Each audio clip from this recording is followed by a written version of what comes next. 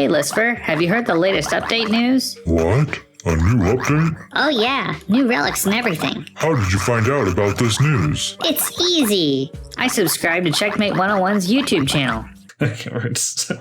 Hey, it's Checkmate, and I'm here to update you on the latest update to Die in the Dungeon. We'll review the release notes, and I'll share some details on the new features, relics, and even curses that have been added to the game. The devs have been busy, even right after release into early access. With thousands of new players joining, there are a lot of bugs and issues that have been discovered. There were several hotfixes that were pushed out directly after that fixed some of the more notable ones. With Steam achievements and unlockables, some of them having the wrong text, some of them not triggering correctly, but these were fixed with hotfixes very soon after the initial release.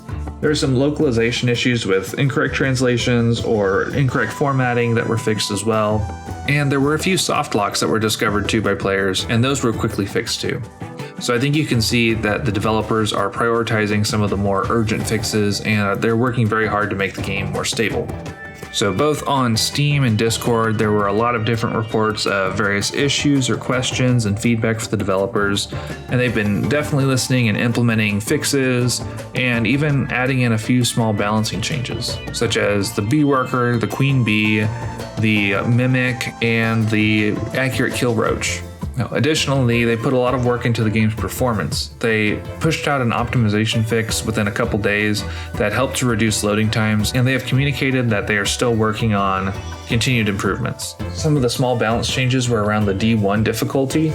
There was a lot of feedback about players struggling in D1, and the jump from D0 to D1 was a very steep difficulty spike. There was a lot of feedback given about the different tooltips. There was some inconsistency that new players were very quick to catch. There were also certain descriptions that were a little bit unclear. So the devs have been paying attention to the feedback, and they've acknowledged this in an announcement on the Discord and on Steam. They were able to identify some of the key issues that players have been giving feedback about, that D0 to D1 difficulty jump, the length of runs, the dice rewards, the elite battles, and then especially the roach enemy being very frustrating. Not all of these issues are immediately addressed, but the devs are taking steps right away, and they have updated their roadmap to address these as well. So something that has happened right now is the difficulty levels have been changed. Originally, all the normal enemies in D1 difficulty gained extra health and gained extra attack, which made that much more difficult than the D0 difficulty level. They've adjusted the dice reward pool mechanics so that we should be able to find more unique dice earlier in the runs, even though that might be a rare occurrence. But anyway, they have updated their roadmap. So in Q2, which would be the next 3 or 4 months of 2025, they still have controller support that is listed on there. They have more difficulties in endless mode, which would be amazing and add a lot of replay value, and more, and we can only speculate what that means. They continue on with what's next after that. They have better events. So in the Die in the Dungeon Origins prequel demo, there was certain event types that you would place your dice in there and actually roll. So rather than, clicking on a menu that says, 50% chance of success, 80% chance of success, that type of thing, you would just have to know how high your dice could roll. And that was kind of a unique system to Origins. There was kind of some mixed feedback on that, where it adds a lot of RNG into events.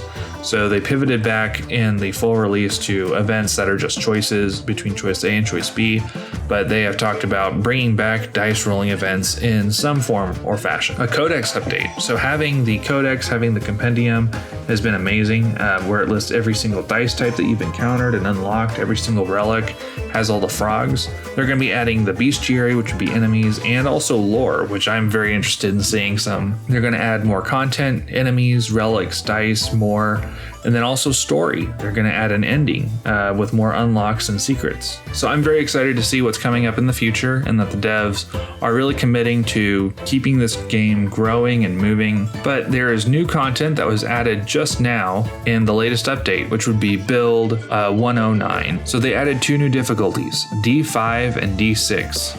They actually modified the existing difficulties as well. So D0 remains the same. That's going to be the basic intro for new players to kind of help them get the mechanics of the game and help them get some success and a win.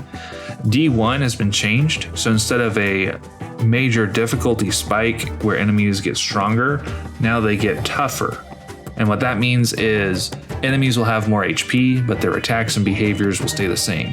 D2 difficulty has changed, so now treasure tiles are replaced by elite battle tiles. This will still allow players to gain relics by entering those tiles, but they'll be forced to battle against 2 mobs that might be kind of difficult rather than getting free money and a free relic. Difficulty 3 remains the same, where the bosses are stronger, and D4 difficulty removes the free samples from the shop tiles. Which brings us to the new difficulty levels. In D5, you receive a curse after entering each area. The way this works is, for example, after killing that first fly, you're presented with 3 options of 3 different curses that you can receive, which makes your run much more challenging. D6 brings in more dangerous enemies, and this was the other part of the earlier D1 behavior, which made that difficulty spike so extreme from D0 to D1. Remember, all of these changes in rules and difficulties stack, so by the time you get to D6, you're going to be having a really tough time. However, I'm looking forward to having even more difficulty levels and really having to try and not to die in the dungeon. The insect repellent relic makes unknown tiles, which are the question marks on the map, not be battles. This is pretty cool, as a lot of times the unknown tiles do actually turn out to be normal battles. So this opens up a chance to see a lot more events or other rare to find tiles on the map. The way you unlock insect repellent is by completing a run in D5 difficulty. The other relic is called Sticker Pack. Whenever you obtain a new dice, there's a 50% chance to add a random property to it. This is pretty thematic and adds quite an exciting randomness to your runs. The way this relic is unlocked is by defeating a run in D6 difficulty, which is currently the maximum difficulty. I'm looking forward to trying out both of these relics. There are also 4 new curses that have been added to the game. There is Shattered Opal, which on even turns you draw 1 less than usual. There's Idolizing Eye. The targeted enemy increases +3 its attack value. There's Septic Bandage, which heals all enemies +2 at the end of the turn. And finally, there's Death's Vow, which means you will take 99 damage at the start of turn 9. The way that you'll discover these is by playing on D5 difficulty or higher. Finally, I do want to mention some of the new support that they've added for speedrunning. There is a new on-screen timer for the in-game timer, and that's been modified so that the loading time and the loading screens do not count towards in-game timer. This helps equalize things for speedrunners so that you don't have to have an amazing computer in order to be competitive without taking a 5 to 10 second delay on every single loading screen. There's also a new Discord channel for speedrunners, which you can join in to show off your fastest times, get tips, or just chat about speedrunning or the meta. I'm active in this channel and also on the speedrun.com leaderboards. The speedrunning community is really growing on the server. There's quite a few people who are competing against themselves and against each other, so these improvements to the timer and to supporting the community is very valuable. Personally, the draw of speedrunning really got me involved in this game early on. We'll take one final look at the release notes here. There was the content update itself and then a hotfix release soon after to fix a few of the bugs that were discovered. There are the 2 difficulties, D5 and D6. There's a new UI for dice in the backpack, which is one of those consistency things where there are tooltips added to make things more clear. There's the in-game timer that you can toggle on in settings, the 2 new relics, Insect Repellent and Sticker Pack. There's curses, Septic Bandage, Idolizing Eye, and Shattered Opal, and also Death's Vow, which was in the game before but not implemented. There were a lot of different fixes that were reported by testers and the community, including screen resolution. The Jester event was a weird bug. There were some hitbox issues with the relic rewards. And then there's a few balancing changes, such as the change for the Roachville enemy, which is that Roach, the accurate kill. Changes in difficulty levels. There's been some balancing changes on a few different enemies, and also shop scaling for area 2 and 3 to make that a little more approachable as well. There's the new graphics, so in the actual difficulty icons, D0 through D4 are actually a D4 die shape, and then D5 and D6 switch to a D6 square shape. So that's pretty cool. The modification to dice rewards is something that I'm very excited and looking forward to just seeing what kind of crazy builds evolve from that. The developers are very responsive, so if you experience any issue in the game, there's actually a send feedback button in settings that allows you to send kind of a brief description of the issue and will include some data that'll help the developers track that down and fix it. You can also come to the Discord. The developers are very active in reading and responding to bug reports there in the specific bug channel. There's also Steam, of course, where you can post. They have a bugs master thread there as well that they are responding to. But anyway, this is the first major update of the game. the first content ad that we have, and I'm very excited to see the developers continue to work and develop at this game. Hey Lucifer, have you heard the latest update news? What? A new update? Oh yeah, new relics and everything.